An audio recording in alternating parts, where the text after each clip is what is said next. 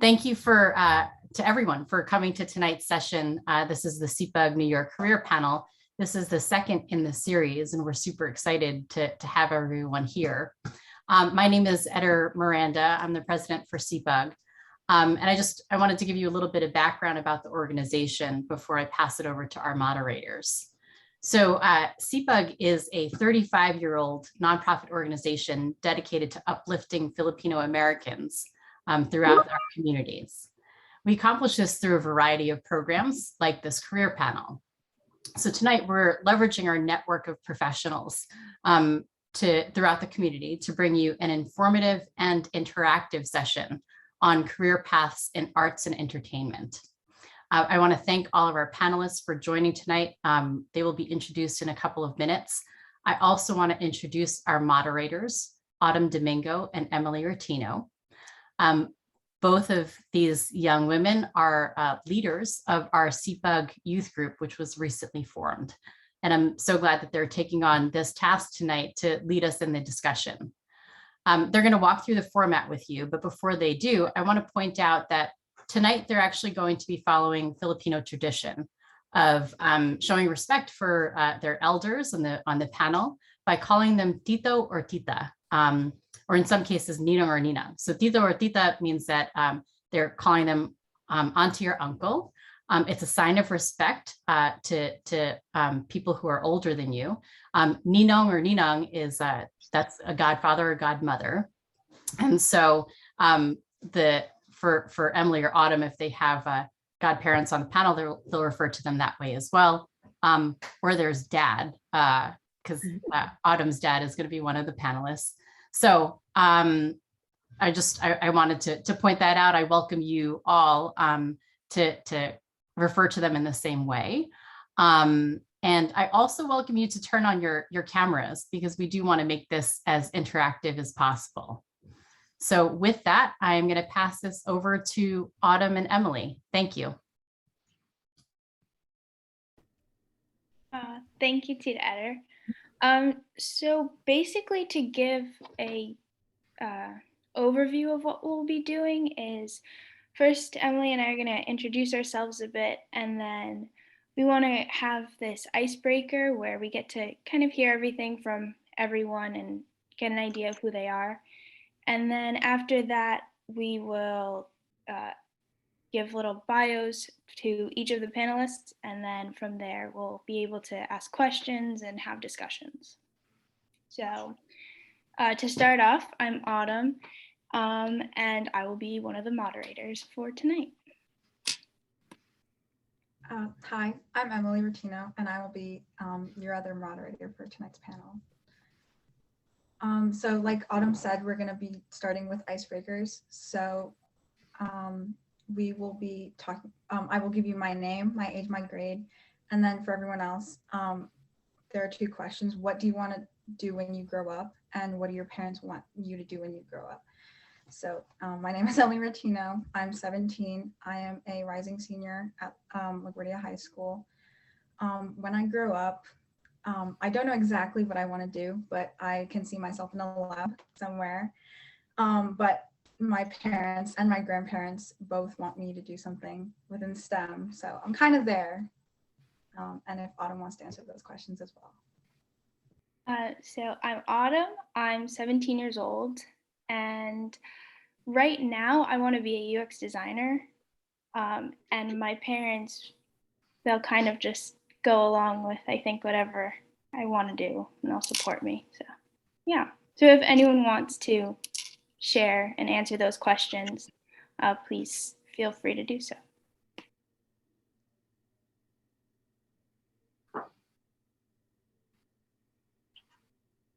Come on, guys, you can jam out.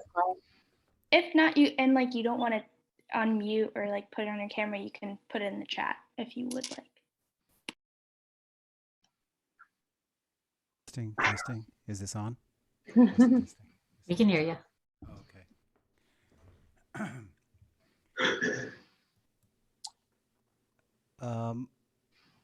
The high school kids and the college kid, I think that's here. You guys are why we're here. And we just want to hear your stories a little bit. Like, what you're interested in, because it'll help to tell you. Yeah, can you guys turn on your cameras? I see Miranda, Sky. I'm trying to figure out who the kids are. John Paul.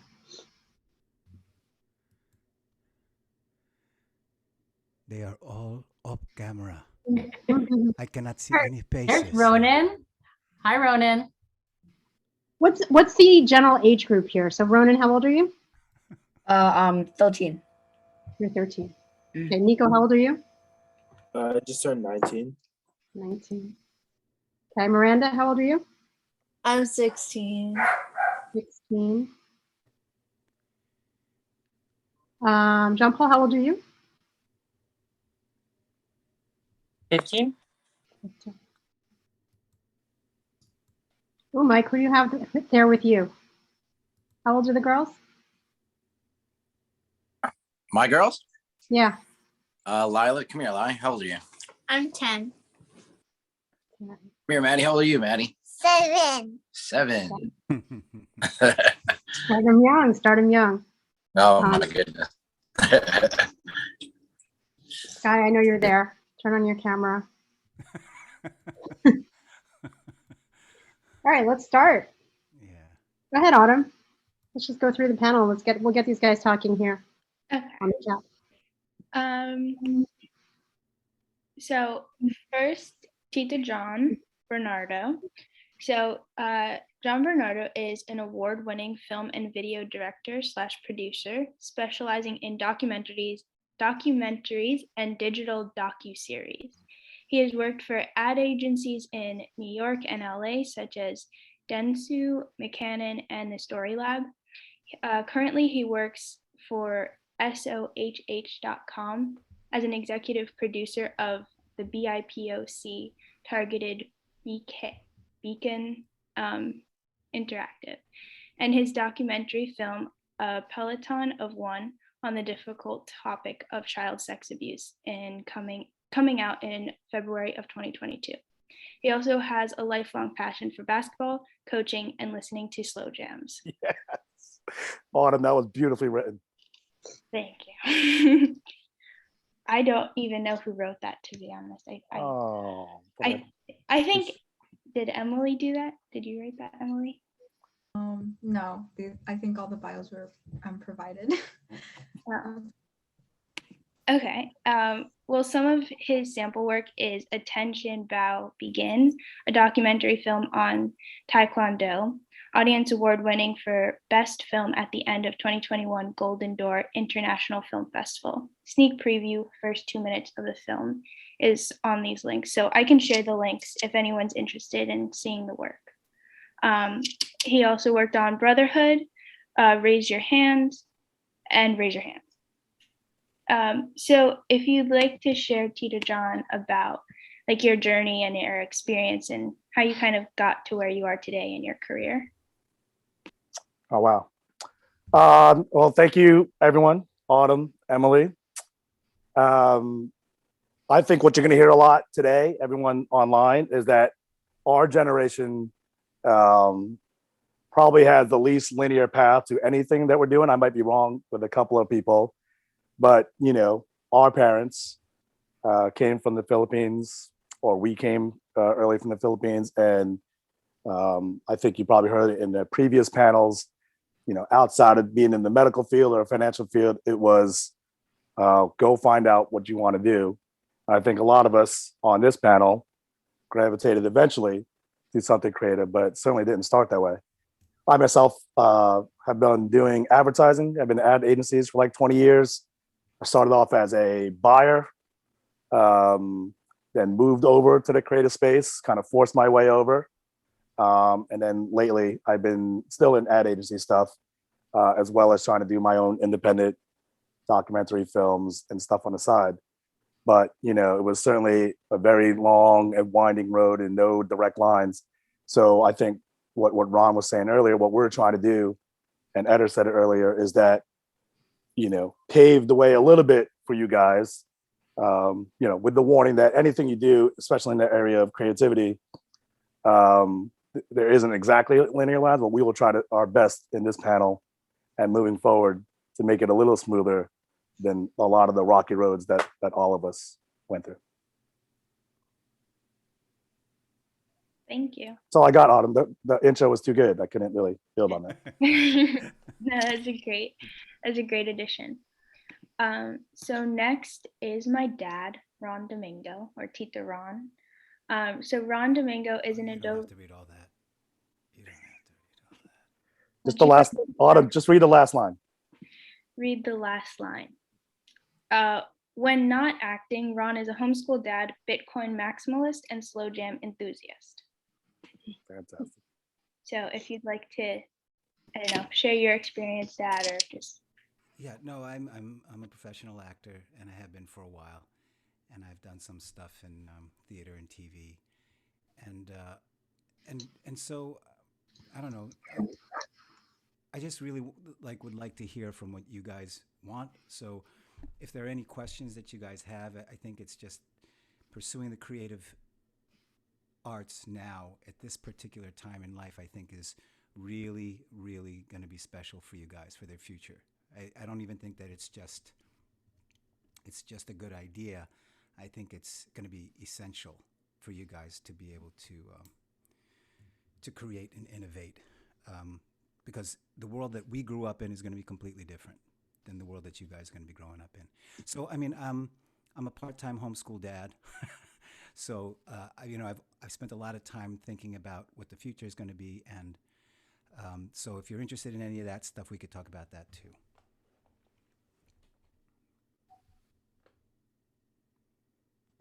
Thank you, Tito Ron. Next up, I will be introducing my Ninon, or Tito John Cordero. He is a first generation, born and raised native Staten Islander, where he attended Holy Rosary Elementary School, where I also went, and Monsignor Farrell High School. After graduating college from SUNY Stony Brook, he pursued a career in experiential marketing, where he has been producing B2B and B2C events for Fortune 500 companies for the past 22 years.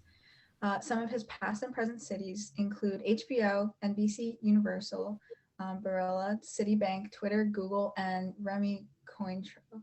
He executed small and large-scale events at the Super Bowl, SXSW, Coachella, and South Beach Food and Wine, to name a few.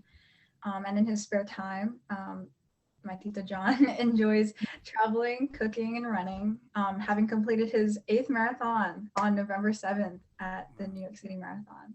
So, and if Mainong wants to talk more about his progression through his career, that'd be great. Sure. Thanks, Em. Hello, everyone. Thank you for joining tonight. It's nice to see a lot of young faces here. Hopefully we'll be able to provide you with, sort of what our experience was growing up and trying to figure out how to get to where we are today. It's really just, really an honor to be here tonight. I think similar to what some of the other panelists were saying, being a Filipino American, I always thought that we had to go into medicine, science, engineering, or finance, one of those fields. Nothing wrong with them, but I think traditionally that seemed to be where the path that a lot of Filipino Americans went down. I did pursue that path throughout my schooling, only to find that my true passion lied elsewhere. Luckily, my parents, they didn't really pressure me one way or another. They just really wanted to give my sisters and I a good education, because they always told us that that was the most important thing that they could give us. So like I said, I did pursue medicine, science, actually pharmacy at one point or another throughout my college career. And when I graduated, I was actually a multidiscipline, so a concentration in bio and minor in theater and philosophy. Nothing at all connected to what I'm doing now. In fact, looking back, it was actually all of my extracurricular activities, like the clubs that I joined, the various events that I participated in college, and even in high school, that really set me up to succeed in my current field. So I think if there's anything to learn with my story, it's that you never know where you're going to end up. You may think that you're going down one path, and it'll lead you someplace else. So I know that we'll be going through the rest of the panelists, and there's a bunch of questions that were sort of presented to us in advance. But yeah, if there's any advice that I can give you all, it's really just to keep an open mind, and don't get discouraged or frustrated if you feel like you're not going where you feel like you need to be going, because as my parents always say to us, they always feel like things happen for a reason and the way they're supposed to. You just have to keep the faith. Thank you, Nan. That was great. Yeah. I could also find myself relating to that situation. So next up is Tito Marcelo. Tito Marcelo Mijares.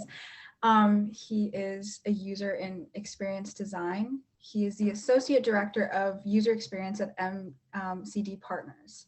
With over 20 years designing digital experiences, Marcello has been with MCD for over 14 years, leading major site redesigns for Discover Financial Services, Betterment, Prudential, Casper, TIAA, E-Trade, and Memorial Sloan Kettering Cancer Center.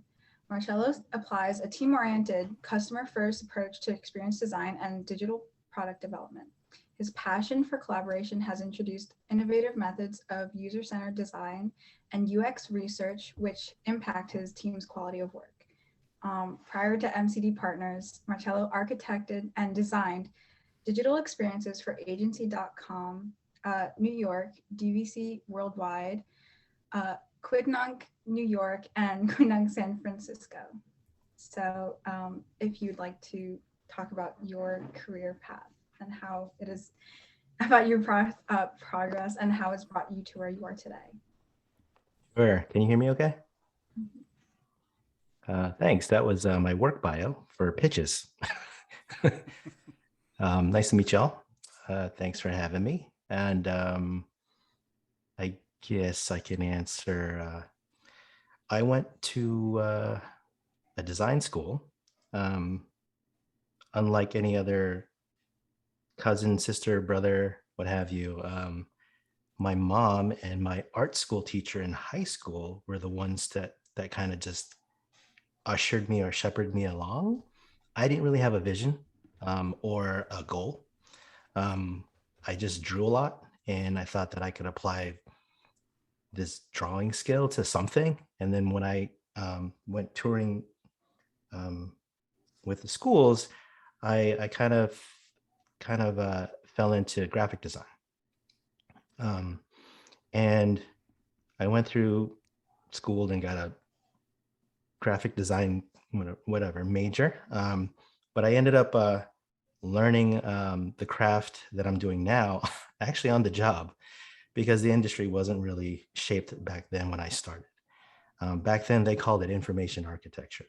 Someone that helped you kind of figure out how to do web design back then. Let me see if I can fast forward this. Today, I help organizations sort of figure out how to make their digital experiences, whether it be a website, an app, web software online or something like that, mainly transactional. I help them make it better. I help them make it better by testing it, by talking to the users that actually use it, using that research and insight to kind of help make things better. And I'm on the agency side. I'm not on the product side. And on the agency side, it's a lot of servicing. So we have to do what our clients kind of pay us to do. But what has been exciting in my journey that I could play back for you is that I started designing things, and then I transitioned to organizing things. And now today I'm just sort of like shepherding other designers to kind of harness their creativity, to kind of come together and be more collaborative in nature. And it's less about the way what you design and how you design, but it's more about what problems you're solving, and actually solving problems that users that users actually can use the things that you make. I don't know how much more I can share about that kind of field, but I'm happy to talk to anyone afterwards or chat, offline and things like that. I'm excited to hear that. I think it was Autumn, you're interested in becoming a UX designer. I actually am a hiring manager as well. So I've actually, our team is about 6 or 7 people.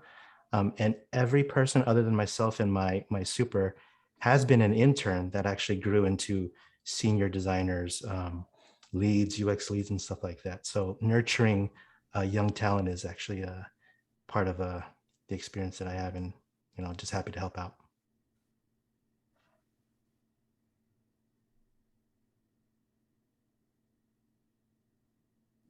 Thank you. Sure. So for Tita Ange, we didn't have like a formal bio for you. So do you think you could just like go over briefly like what you do, just so people know what field you're in and how that field works? Yeah, sure. I'm sorry I didn't get a bio to you. I haven't written one in about 3 years, because your career just kind of, as I think a few of the titas talked about earlier, your career just kind of takes its own path depending on where you're going. So similar to a lot of the titos and titas in our generation, I went to school. I was pre-med. Went all the way through, took the MCAT, got into medical school, and then told my parents I wasn't going to do it. And took some of my personal interests and clubs and things that I did in school, and kind of navigated to a career in mainly production. So I started out actually in the music industry, production, when back in the day when we were making CDs and printing records and jackets. And then as the industry changed and went more digital, I worked as a digital producer. I was at an agency also, RGA, for about 15 years. Spent most of my career there working on, my main clients were Converse, Verizon, Samsung. It was a tough job, a lot of hours. As a mom, it was really, really difficult. So about 3 years ago, I kind of pulled away from the world of production formally, but I do work for a company now called Hogarth, which is the production arm of WPP, which is one of the largest agencies in the world. And I work directly for a colleague of mine, a former colleague of mine, who's now the CEO of the company. So formally, I am his assistant. Informally, I am basically, doing all of his decks, strategy stuff, working with our global teams day to day, and really just producing whatever needs to be done. So production is a very loose term for being resourceful. One day it could be putting a gallery show together, which I spent about 6 months of my time doing. The next day I could be at a shoot, running a shoot. Tomorrow I happen to be running a 1,500 person town hall. And yeah, the days are different. And we are in a space that I would love to take you guys into in the city one day. We're in a 30,000 square foot studio space. 21 studios, probably one of the largest and newest shooting stages in New York.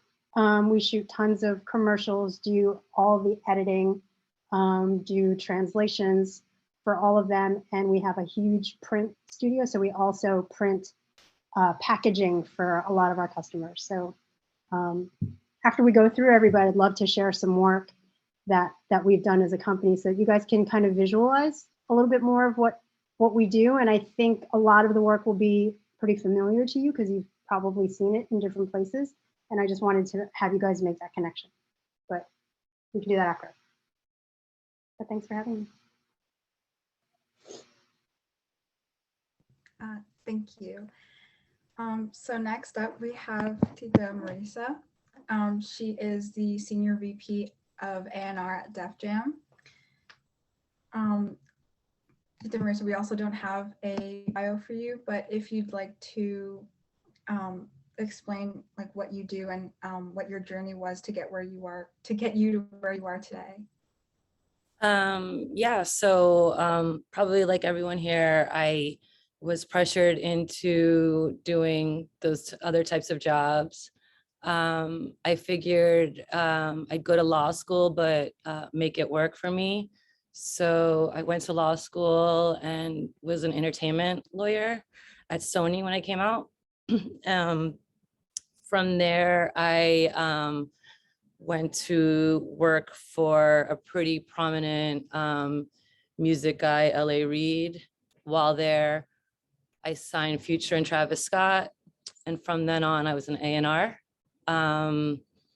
I've been an A&R is the people that sign artists and make the records at a record label. I also manage a bunch of producers and yeah, that's what I do.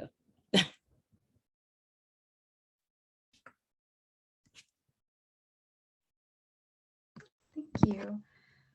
So now, Tita Angela, do you want to, you said you wanted to share something after we went through everyone? Yeah, I mean, I'd love to, just because I think I have two videos that I think I want to share. They're about maybe a minute each. Of that, because just in general, whether you're Quiron, who's an actor, or Tita Marissa, who produces the artists and signs them, or the experienced designers or the graphic designers, the UX designers that we have here in the panel, we all touch different parts of this type of work. And I just wanted to showcase that a little bit for you. I think the Ford piece is a good one in terms of how it showcases that, you know, we have web designers, we have experienced designers, which are people who design your, you know, your app experience. We've got people who print and create, you know, packaging and books and magazines that you look at. And we've got banner ads and TikToks and all sorts of things like that. So these are all the different kind of pieces of creative work that, you know, depending on your skill set, whether you're an actual artist and illustrator, or whether you're a client person and you want to showcase this work to the clients, or you're an actor, you know, and you actually book these commercials or production or editing. There's so many jobs that I think when I was coming up, I don't think I knew about them, you know, and I didn't know the titles that existed until I really started working in this industry and working as a producer and needing to hire these people. So I really want to put that out there so that you guys had a sense of what those are. If there's a little bit of something there that's like, hey, maybe that's something I want to do, definitely reach out, if not now, and ask questions now outside of this, because I think we all touch the different parts of this.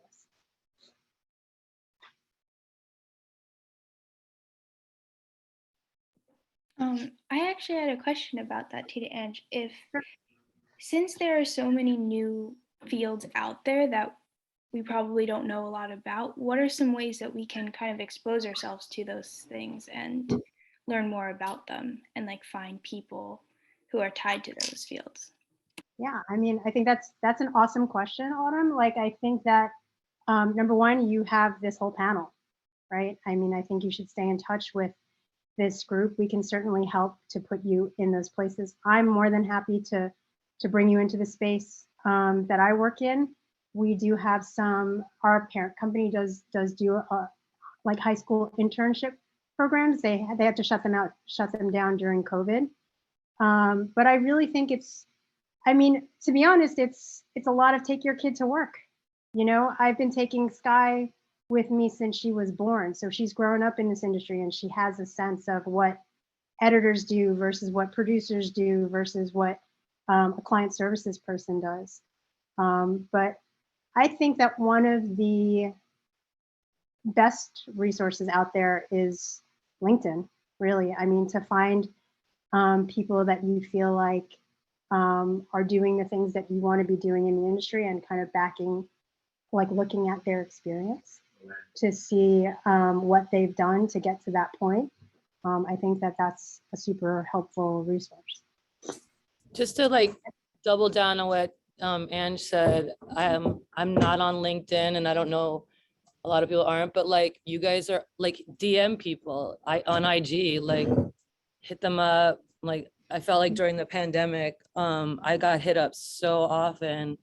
And like I know like kids don't have LinkedIn. So hit up people on IG or whatever. Like there's other ways. Another question we had just for any of the panelists to answer is maybe like some of us don't really know what we want to go into yet. So we want to go into a field that probably we're happy with and we enjoy. So what are some ways that we can kind of find out what we're interested in and like explore our passions and find out, basically find out more of what we're into, and then that can kind of connect to a field possibly. Intern. I think I interned for Ange knows I interned for magazine. Interned everywhere. Ange knows I was an intern until last week. Ange knows I literally would spend half my life in New York as an intern in various forms and fashions. So she walked with dogs and she did their grocery shopping, anything to just learn about the industry. Mm-hmm. So, I mean, I think, like I said, Ange knows the grind that I did for that, but you do a lot of things, see what works, and hopefully some of that sticks. Yeah, I think this might be a little unpopular in a creative audience, but I'm a huge proponent for school. And whether it's, going to getting your degree versus continuing ed or taking classes. I do know that within the advertising industry, I've had several colleagues, especially the creative leads, who teach. They teach at SVA, they teach at the New School, they teach at FIT in different places, and I'd say 90% of the people that they hire are their students. Because you have access, and it's not necessarily like going to a four-year college to get a degree in something. It could be going to NYU and taking classes in music and entertainment law. It could be going to FIT and taking a class in merchandising, or going to SVA and taking a class in graphic design. Just that your networking starts as early as now, like when you're in school and you're meeting people, you never know where those people are going to end up. If I could chime in, I would say if you don't know what you want to do yet, I think that's great. I don't think you should know at 17, because whatever you think you want to do now, in my experience, you will not be wanting to do when you're my age. Or there's just going to be so many different things that you're going to do. And I don't think that the world that you guys are going to be growing up in is going to be sort of like, oh, well, I was at this job for 30, 40 years, like my generation. It's going to be, you guys are going to be skipping around a lot. And it's going to be a lot of, So I think at this age, it's like pursue your passions. I know that sounds cliche, but I think it's like if you love something, there's something to it. And to Marissa's point, it's like, she was creative. Like she went to, law school, and she's just like, well, dude, I'm going into entertainment law. And I mean, I don't see anybody here on the panel that had like a Filipino American mentor who said, you know what, Ron, this is what a Filipino actor does. I had zero. Okay, there was like, I don't know, you could probably count on a few hands how many Asian American actors there were when I started out, and it's just you'll figure it out. And I think it's just if you try the things that you love and try to get as good at them as you can, surround yourself with excellence, and I think good things will happen. I think the money will follow, Yeah. So yeah, I mean, you guys are lucky that you do have social media. you know, in the space, and use it as your platform, you know. So if you're a content creator, if you know, and that could be like a TikTok or a video producer, if you're an illustrator, if you're a designer, or even if you just have some talent, you know, you'd be surprised. People will find you. I just shot Marissa a video of a guy this morning that we work with. Actually, the guy that did that rap, and he talks backwards. Like he can take any word and speak backwards. I'm like, that's a huge talent. He sang the whole Fresh Prince of Bel-Air theme song completely backwards. You know, people are going to find you. Someone's going to hire him for something other than what he does in his day-to-day production world. And You one know, more, so oh, sorry, just to add on to what Angie's saying, I think like whatever skill that you're passionate about and you love it and you don't know where you're going to connect these dots in the future. Like you might be into drawing, you might be into salsa dancing, you might be into finance. And then somehow down the line, you're going to find something that intersects all of these things. So I think your job now is not to know exactly what you want to do, but really just pursue all these different little things. Because I think you'll find it. You'll find, because I think a lot of the jobs that I was hearing, you know, uh, they didn't like even John and there were other people who were talking about. They didn't know exactly this. There wasn't like this straight line where they were going to go into and say this is what I'm doing. Like school, I think is great for like if you're a doctor or if you're going to be a lawyer or if you're going to be you know, certain things that school is great for. And I think I agree with Ange because education is not just about a college degree, because you can get a college degree and not learn anything. You can regurgitate a lot of stuff. But like taking classes, I think is really like educating, being a lifelong learner. mm-hmm. I think that is going to help you in your future. And you know, take a little time to think about the things that you love and you enjoy, whether you're like, let's say you enjoy playing video games. You know, you could spend 10 12 hours a day playing a video game, but think about who creates that video game. You know, what does it take to be there? And then, you know, we can, you know, this panel for sure, or you can do your own research. You can dig into some of those pieces. Like, again, maybe you're not a musician, maybe you can't sing, maybe you can't you know, draw, but you know that you're inspired by these worlds and want to work in these worlds. There's a lot of things that you can do. I'm a very left brain person, so I'm really good at organizing and really good at producing and making things happen, but I'm surrounded by creatives who need someone like me to keep them organized, or else things aren't going to get done, you know. So there are so many different roles out in these creative spaces that you guys can play in. Maybe just to add one more thing to that passion piece. Try the things that get you excited, that you have a passion for, but along the way, if you could find a purpose with that passion, that's what you want to kind of bring together. But you won't know until you try.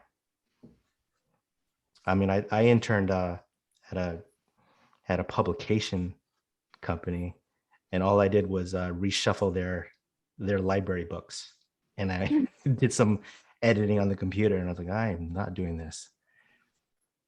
What's a library book? Yeah. Curious. Sorry to interrupt. I do have a question. So Andrew was talking about networking, and I guess this is to anyone who wants to answer, but I guess how has networking gotten you to where you are today? Or I guess more specifically, who could you network with at our age and for high school and college students?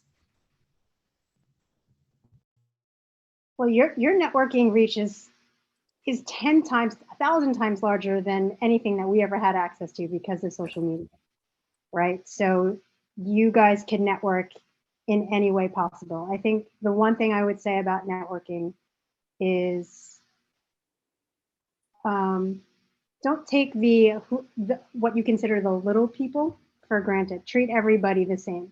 You know, whether it's the security guard or the intern or the or the CEO. I think that one of the best things that I found, or the people in my network, are keeping people around me who've done all of the different jobs so that they can relate to that.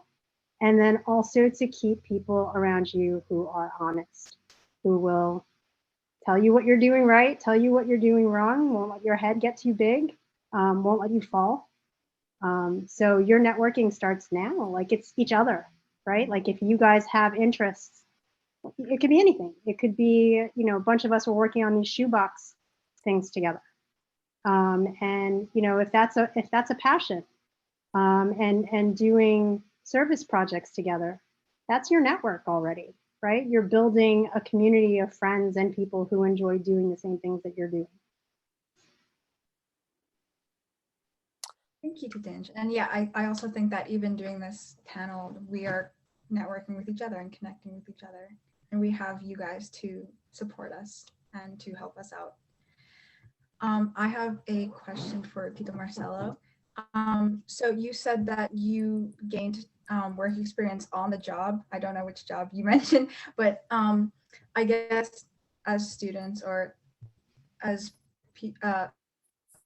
going to school, and I guess maybe won't have time to work, how can we gain that experience, I guess, on the job? Or what can we do to gain that experience?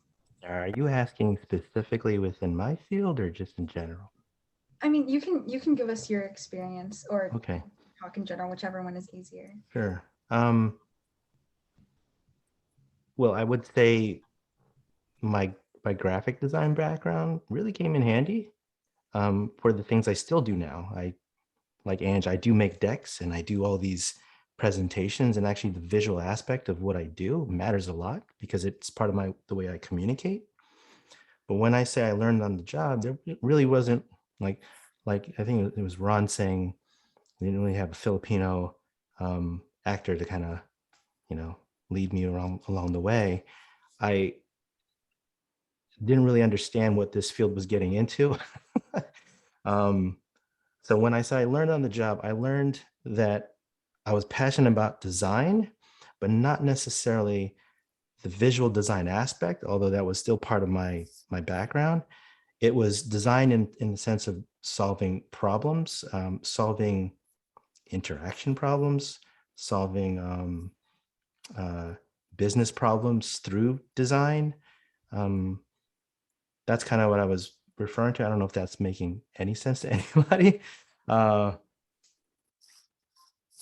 Hey, I'm not sure if this is building on that, Sure. Marcella, but I think a lot of questions being asked, and I imagine a lot of things people who are listening are looking for is, what are the jobs out there? What is thing is right for me? And I think I'm really building on Ron more than anything else. I think the one thing that everyone in this panel can do is actually learn how to brainstorm, to learn how to come up with ideas or solutions. And like there is a very relatively simple way to work through in your own mind what is a good idea. And Autumn and Emily or whoever's in this team group, if you guys are interested, I can help you. I'm sure someone else on this panel could do so as well. Go through tips in terms of general brainstorming. Like the one thing my main advice to everyone on this who thinks there's a level of creativity, whether it is right brain or left brain, is that you got to learn how to brainstorm. You got to learn how to decide in some way what is a good idea. If you can do that, then you could do almost anything in this creative field. Because what I think you will find, what I sort of teach and guide people on, is that what you brainstorm, the easiest, the things that you find where you can find solutions to fairly quickly, that's what you want to do. And it's like you could brainstorm on, what are the things that's going to be in the shoebox. We could brainstorm on how to do the parasol class, or what is the next thing that SIPAG can do. There's always the same sort of method on how to come up with an idea, but the ones in which you find yourself coming up with either good ideas or many ideas, that's where you want to go. You start in that area, and then you start picking and choosing in that group. And that's sort of like my really main takeaway of this. You're like what everyone's saying. You guys are way too early to be picking. Well, actually, if you could pick something, that's pretty cool. But you're way too early to pick out. I want to be, the gaffer on this documentary film. That's crazy. That's crazy now. But you can figure out how to get to a good idea through, again, a couple of different methods. But once you get that kind of thinking, that way of getting from right brain to left brain to back to right brain, then you're on your way. And that's all I got. I think to build on that too, I think is, solutions are a big thing, right? Yeah. So you're going to find a solution to any problem. Like, in our industry, we are a studio industry where people come in to shoot commercials and whatnot. And the pandemic hit right in the middle of it. And we needed to find a solution to sustain ourselves in the industry. And what did we do? We looked to the young people. We looked to the TikTok content creators that were creating the Charlie D'Amelio's. We pulled her in for she taught a panel at work, and we pulled in people who were creating content on their own in their own space, because we still needed to make commercials for Dunkin' Donuts and all these other accounts, but we needed to find a way to do it. We sent camera crews with cameras to people's homes that were sterilized, taught them how to set it up, shot their own commercials from home. I'm sure a bunch of you guys were doing things like that too, right? We're doing Zoom. We had to convert our entire industry to that. And I think in general, I found that one of the biggest things about working in a creative industry is being comfortable in change and being, I think Kuyaran mentioned this earlier, just being a student forever. Like, I think, one of the reasons why I've been able to succeed in digital production is because I try to keep up with Sky, who's 13 years old. I'm trolling her on, and you guys all know it, I'm trolling her on Instagram, TikTok. But as I'm doing that, I'm seeing all the different things that these kids are doing, and you come across brilliance in different ways. So I think that, just be comfortable in change, because you're not going to, go to school to necessarily become a doctor or nurse and learn about the parts of the heart and the parts of the brain, because your engine and the parts that you're focusing on are constantly changing. I mean, I started in the music industry with records and CDs. That doesn't even exist anymore. But I'm still in the industry of production, but on a digital side, because music is now, I don't know, it's a file. So change, just be comfortable with it. Like, and I share that almost every new project that I start, the subject matter is alien to me. So then I have to become a chameleon to understand what is going on in this universe. What are the problems in this universe? How can I help whoever I need to help? But it's all in the UX design world. It's just trying to figure out what's wrong with the experience that they're having, and really understanding what that ideal experience could be like, and actually running research experiments to validate those things, that those ideas that we have. The brainstorming aspect is huge in this industry now. I would say a lot of the people that we're interviewing over the past 5 years have been boot campers, career switchers, and then very few of them have been like trained in programs like HCI programs and stuff like that. So it's mixed, but it's the people that have that passion, and they understand sort of like the problem solving aspect, and they're able to articulate that and say, I learned something by doing something and not doing this, and therefore the team made something better that we never knew we could. That's what actually gets us to hire them. It's not the portfolio, it's not the work that they put together, it's how they think. And that kind of goes back to that brainstorm aspect, and any solution could work for any problem. in the creative space. That's pretty cool. Marissa, how are you finding artists in the space nowadays? I mean, people aren't dropping off demo tapes anymore, right? So we're usually finding them on the internet, like from YouTube. I don't go to shows anymore. I don't have to. So it's through IG, YouTube, TikTok.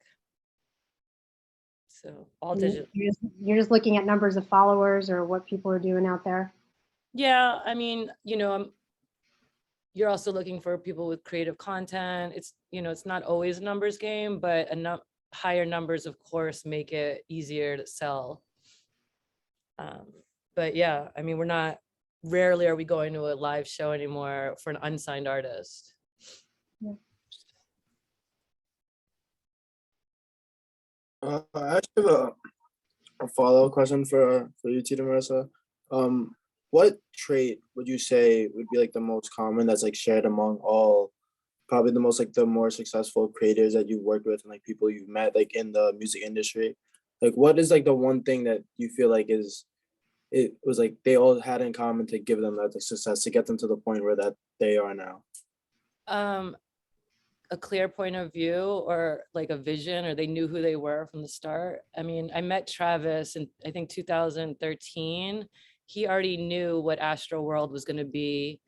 He designed it, had the vision. When I met Future, he knew knew what kind of rapper he was, knew he was going to make an album, 3 every year. Like these guys kind of knew who they were. And I think that Alicia Keys, I mean, she's always been very true. When I worked with her, clearly, focused on what kind of artist she is. I mean, I think the ones that don't really succeed are the ones that are like more trendy or like, a moment rather than like someone who really invested in authentic on who they are. But to add on that, or to to address that kind of stuff, I think what's great about you guys and where you are now and doing these kind of panels so early is that I think the main thing you guys got to be doing is just work. Just do some, like everyone kind of talked to this already. Just get some work out there, no matter what it is. Produce something. I don't know if you know who you guys are yet, right? And the only way you're going to do that is actually getting on the court and playing. Can you play ball or not? Go play. Go find out. Then find out what you're bad at. Work on that. Solve that little problem. Then do the next thing, right?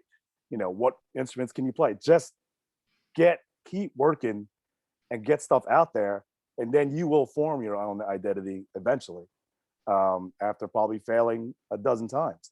And then that's how you use this panel sort of moving forward. I honestly, I'm going to say this as nicely as possible, but I'm trying to make a point. I don't want any of you guys to walk up to me and say, hey, by the way, I kind of want to get into film. Let's go. And it's like, well, what have you done? What kind of work have you done? What kind of stuff do you like? What do you, are you willing to do almost anything? The internships that we talked about. If you walk up and say that, then sure, let's jump on board. But just, get the work ethic, get going right now. You have plenty of time. You'll figure things you're good at and what you're not good at. But all I ask you to do now is just start doing anything. Start producing anything. Start writing stuff. I think at your age, I actually just, Sky spent the entire summer working on a high school portfolio, which again, at 13, like, what are you really putting together? But it's interesting because when she really sat down and I talked about that's a piece of art. That's a piece of art. What you do in your day-to-day, the way you organize your room, your handwriting, they're all different pieces of art. And we put it together, and I'll share it with the group afterwards. She put it together into this portfolio, and she's using it to try to get into specialized schools. But at your age, you don't really have resumes, as Tito was saying, but it's a great way to collect and even to start collecting some of the things that you have. And it could be anything. It could be a model you made. It could be a dress that you sewed, or a project that you worked on with a group of people. But when you put it all together, it creates a portfolio, which is exactly what I'm talking about, of who you are, so that when people ask a little bit of what are you good at, you have different things there to showcase. even this for you, Autumn and Emily, as the moderators for this conversation, this is a job for a lot of people. There are people out there that interview people for a living, or they ask questions for a living. So this is all part of your experience.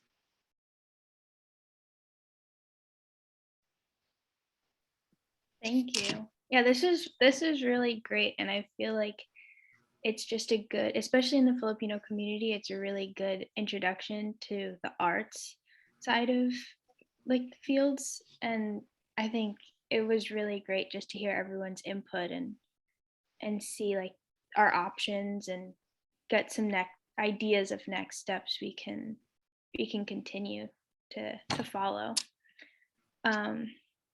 I think we had to wrap up now because we're running out of time. But Emily and I wanted to share an event like for our youth group. We came up with the first event that we want to share, so I can share my screen and she will talk a little bit about the event, just so everyone has the idea. Yeah, so we had our first meeting last weekend, and our club, it's a youth group for SIPAG youth, not exclusive to Filipino youth, but to anyone who wants to join. And our group is going to focus on like social events, volunteering, and helping out the community, and for fundraising for SIPAG. So our first event is going to be bowling at Rab's Country Lanes on Saturday, November 27th. And this is just a get together for everyone to meet up and get to connect with other teenagers or other people in the community. And this is just like a low-key so fun, hopefully fun social event. So if you have any questions, our contact information is here, and we also have an Instagram if you want to follow that. And I think that the main idea for this group, on top of what Emily mentioned, is like to kind of tie it into what we were talking about today, is we can all, once we build this community of kids, we can also help each other figure out what we want to do. We can find similar interests and kind of explore, oh, like what fields are out there if we have these interests and how can we apply it. So it's not only just like social and community, it's also just an opportunity to network and to kind of find your people and be exposed to new things, and we can kind of like make it our own thing and learn what we want to learn through this group. I just wanted to say that I think you guys did a great job. I think it's awesome that you guys took your time to do this, whether your parents forced you to or not. But I do want to say that, life is not a spectator sport. And I know that it's not easy to have this conversation, but literally we are your titos and titas. So hopefully you feel comfortable enough to come up and ask us any questions that you may have. But yeah, you have to participate, in life to get the things that you want. Because if nobody knows, like you guys who are silent and behind those black signs, I have no idea how I can help you. And if you just mention one thing, I think anybody on this panel would be willing to help you even to find things. So the offer is out there, and just like to encourage you There guys are a lot of jobs for those silent types, so don't sleep on Yeah. those silent types too. Yeah. And so we may know how to get you guys those things. So To that end, for everyone who registered for tonight's event, we will circulate different means to get in touch with the panelists so that you can ask your questions offline. I want to thank all of the panelists for taking out the time to help out and guiding our youth, and for being mentors going into the future. You all did a wonderful job. I learned a lot from all of you, so thank you so much. And really spectacular job to our moderators. Thank you for putting this together. Autumn and Emily, they're already leaders. I won't call them future leaders because they're already leaders for our SIPAG group. And so proud of what you've already accomplished. I know you have a group of people who are helping you with the youth committee, and I look forward to seeing what you're doing. You've already hit a great run. And so we're all looking forward to seeing how this unfolds. Thank you again, and we'll be in touch soon. We hope to hold our next panel early next year. And if there are specific requests for different career types, please let me know or email us at the cpugny@gmail.com. Thank you all so much and have a great night. Bye, guys. Bye. Thank you, panelists. Guys. Steph, I'm sorry. Good luck.